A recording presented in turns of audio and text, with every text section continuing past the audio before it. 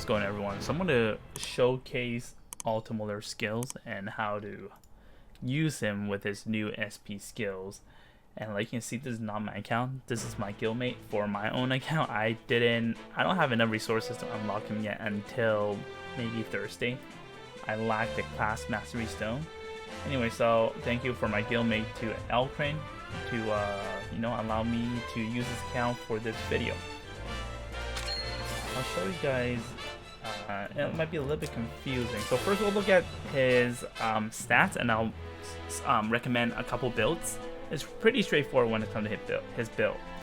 So his talent is ignores skill cost limit when equipping skill. So here, like you can see, I have 7. Now I have 6 instead of 1, 2, 3, 4, 5, 6, 7, 7. Yes, 7 instead of 6. So this, you can equip whatever you want. Okay, so there's no limit. So this basically allows him to get this combination to make him very scary. So at the start of each turn and before entering battle, gain Supreme. So this is the stack. Attack increased by 8%. So 2% less than regular Altemullar form, but he gets 1 extra stack more than, or 1 or 2 more than the regular one. I think it's 1. Okay, physical damage taken reduced by 5%, and these stacks, okay? And notice here at the start of each turn, which means act again does not work. It has to be a brand new phase to get the stack. Here's an example. Okay, you can see you get 1 stack right off the bat, and I'm going to show you guys how to get a second stack. You cannot get it on the same turn by using act again. It has to be a new complete phase.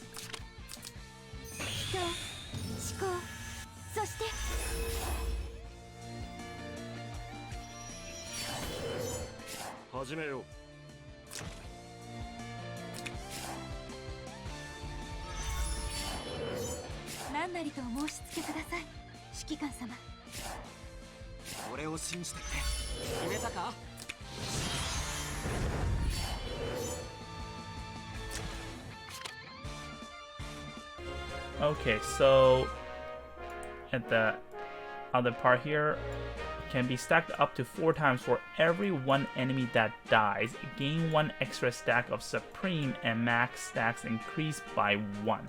So you can get up to 6 stacks. So now let's take a look at how to use these skills. So we'll take a look at the passive first. There's only 2 new skills. So passive is when moving, ignores obstruction from enemy units. So this is the same as Aries. You can go through your opponent before entering battle through a melee attack.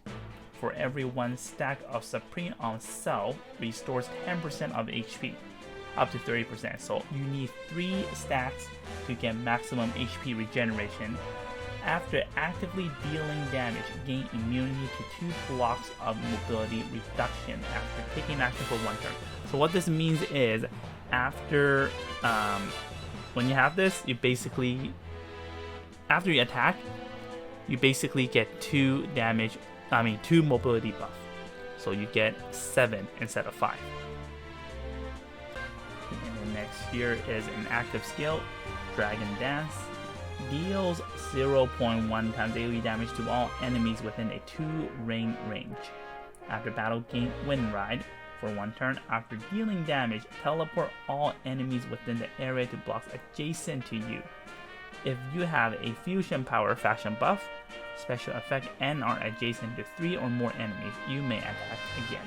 So 2 requirement here. First, you need faction buff. Second, you need 3 enemies right next to him in order to act again. I'll show you guys in the video. Cooldown trigger, act again effect has a 3-turn cooldown.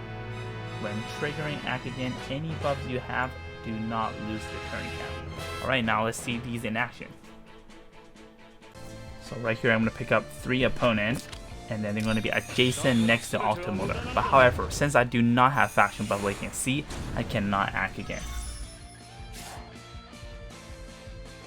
However, I still get the mobility buff from the passive. Next, I'm going to show you I have Empire's faction buff, and now I can act again after my AoE. Also, I purposely used Hiei. Like you can see, I couldn't target him, but you scoop him anyways. You just can't deal damage to him. You can go through enemies. Without the passive, he will stay in place instead of moving 2 blocks, like you can see here.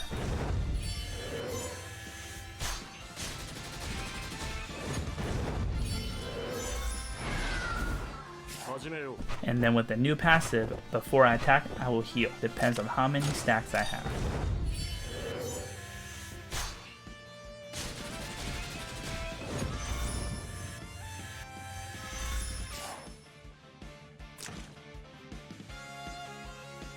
Okay, now I'll show you guys the same thing with faction buff, but without the new passive.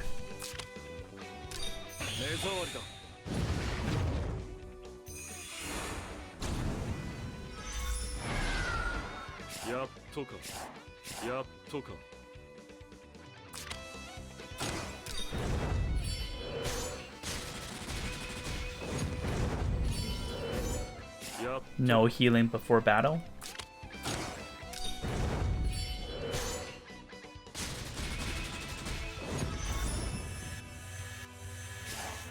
So now I want to see if I bring Spirit Boots, can I bypass, you know, do something similar like the new passive.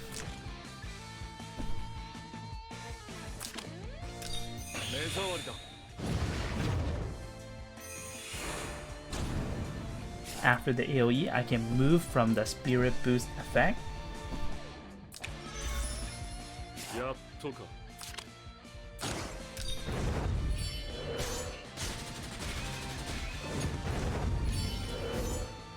But unfortunately, after my attack, I cannot move again.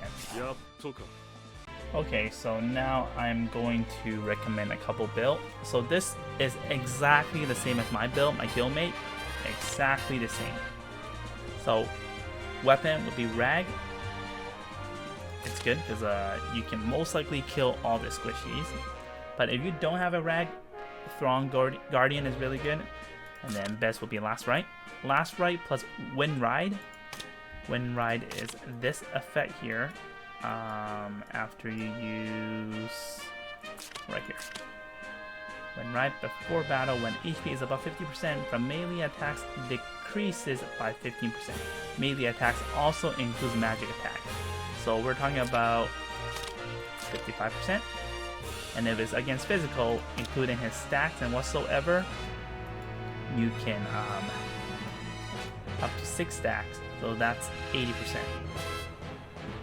Oh, is it 80%? I think my math is kind of off. Wait one sec.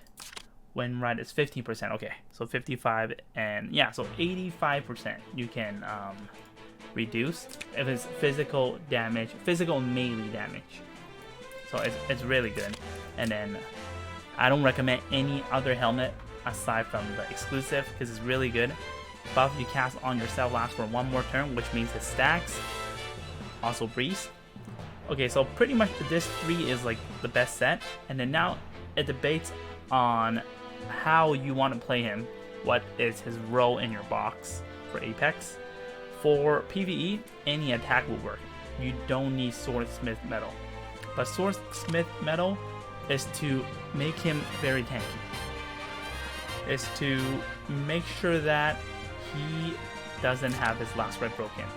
And this gives up a lot of defense and magic defense. He has very high flat base defense and magic defense. So that is, I would say, in how my thought process is, when a character can accumulate stacks, you want him to survive. That's me. I want him to survive. When he gets 6 stacks, even with this amount of damage, the max stats give you around 2,000 attack. So I have another build which I also tried. I have around 512 green. When I get max stacks, my attack is around 2180 something. So the green, like the attack, like the green, you see it's like a big difference. But when it's an actual battle in arena, it's not that big of a difference. Like honestly, no squishy can probably survive 1800 attack anyways. So I don't think you really need that much attack. Like, they should die anyways. And the healing from the passive here is not through your attacking damage. A lot of healing is like, it depends how much damage you deal, and then you recover from a certain amount of percentage from the damage you dealt. But it's not like this. So you just need stacks, and then you will, you know, heal 30%. 3 stacks. But let's say if you build him super, you know, squishy, deals a lot of damage, cool. But you probably don't even have a chance to get full three stacks. You might die before that. I'm not sure. But for me, I think this just makes more sense. A character that can accumulate stacks, make him survive longer. So in late game, he becomes super scary and probably unkillable by physical attacks. But again, nobody have a chance to test him out yet because he just released. And yeah, that's my thought process. But if you want to build him as attack, if he's a role just to make sure he snipes someone, kills someone, I mean, go for attack because that you need to secure that kill. Alright guys, thank you for watching. I hope this video helps you guys understand better about SP Altemullar. I'll see you guys next video. Bye bye.